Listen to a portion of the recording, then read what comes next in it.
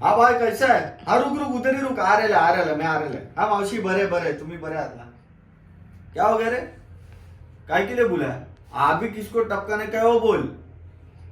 अच्छा तेरे को तो अपना रेट मालूम है क्या है. अपन 3 खोखे के ऊपर ही लेता है. दिखा दिखा फोटो दिखा. अरे चेहऱ्याने तर एकदम सोजळ पोरगा वाटतं यार.